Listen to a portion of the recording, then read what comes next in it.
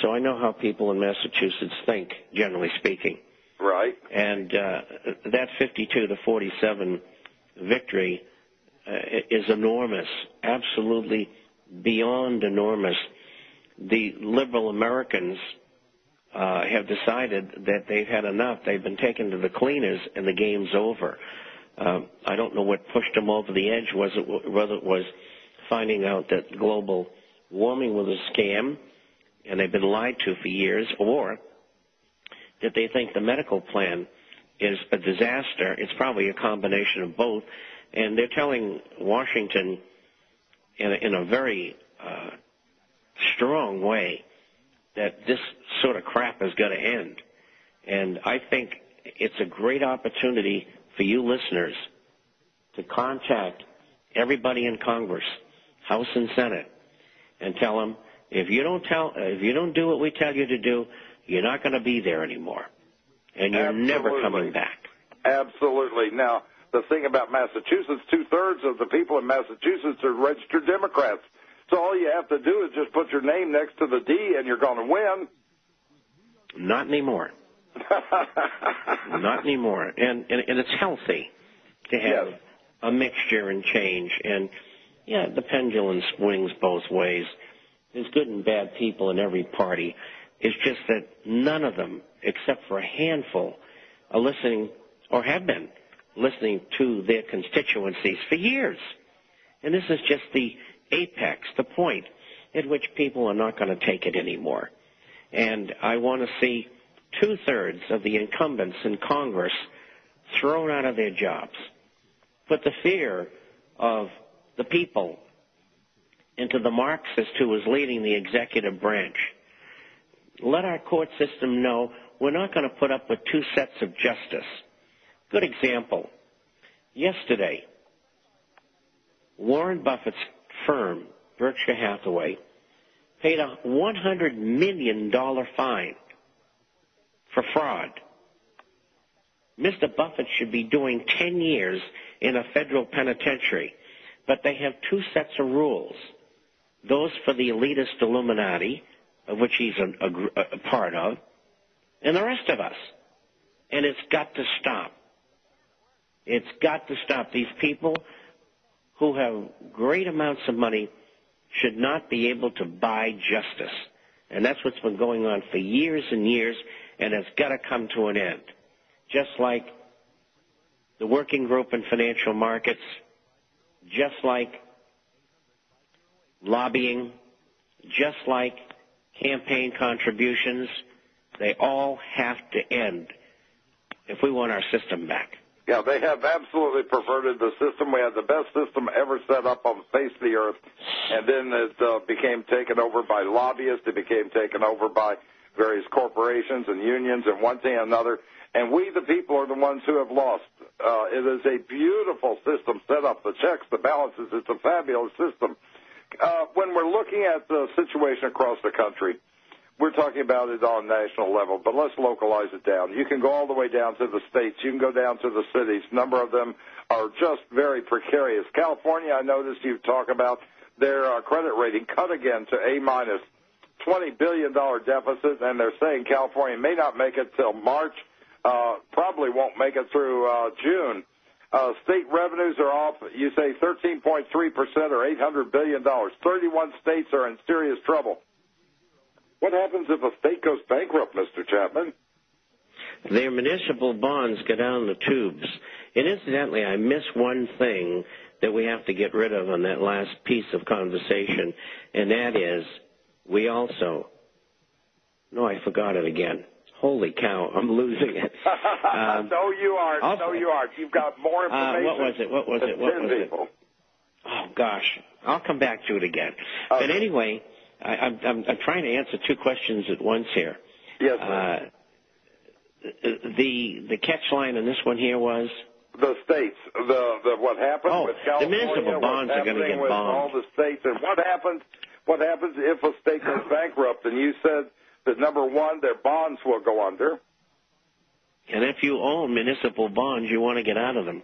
And they're at their highs of the last 2 years. They went through a very bad period a couple of years ago when the companies that were insuring them were giving them their rating, which more often than not was AAA, and we found out they didn't have the money to pay off on bond failures. They're still in business, these insurers, but only because of government intervention. And so that's why they've had the ratings that they've had.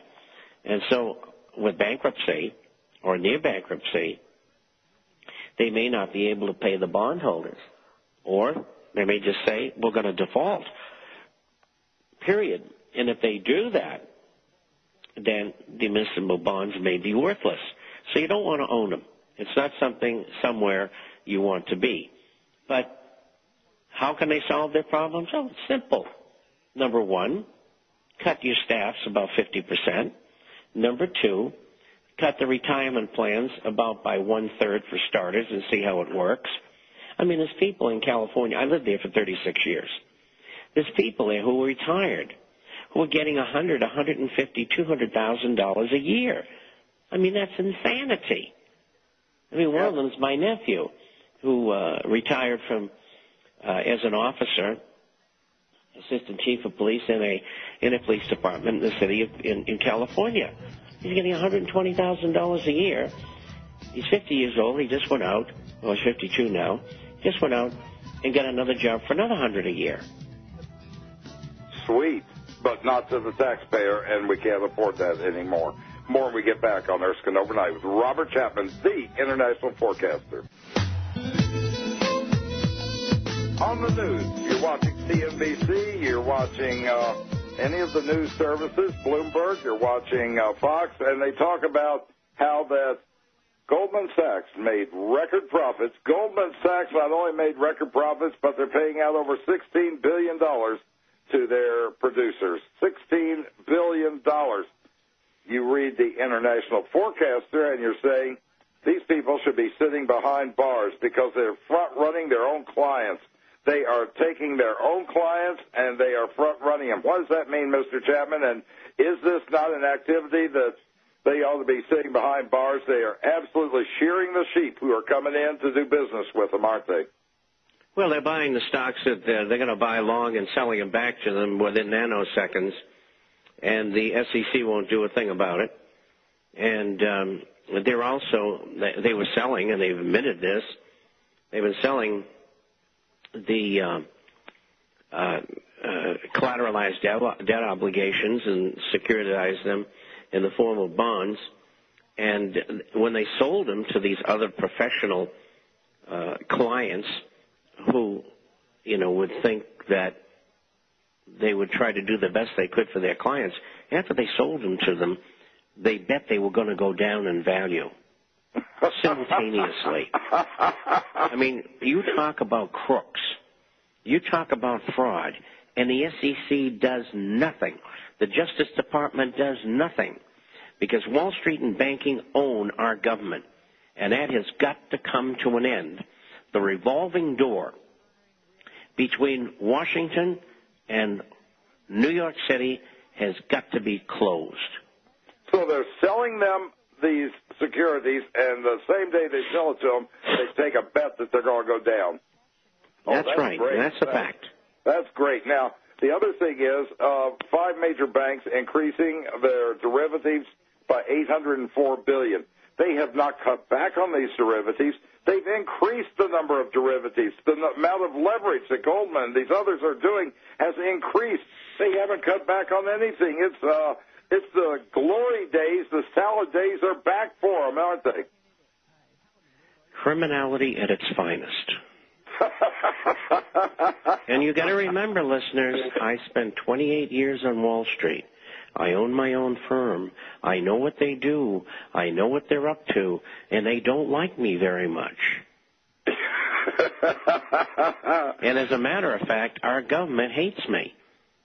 The other thing that has happened is we've noticed an increase again in employment numbers. What is the real unemployment rate, Mr. Chapman? They hate you for saying that because you've been talking about it for a long time, and all you have to do is walk around and look at your neighbors. There are a lot of people who have just simply given up, and they're not counted in the numbers anymore. What's the real rate across our country? 22.5%. Now, that's the U6 extension. U6 is a combination of different types of unemployment which government publishes, and they have it at 17.3%. But they got something in there called a birth-death ratio, which is companies being birthed and companies dying. And so what they do each month and have since 2003 is guess how many jobs were created and how many were lost. And I think there's only 3 months in all that period where they ever lost jobs. I mean, what a miracle. And so they've made up all of these jobs out of thin air. And if you extract what they've done from the 17.3%, you come up with 22.5.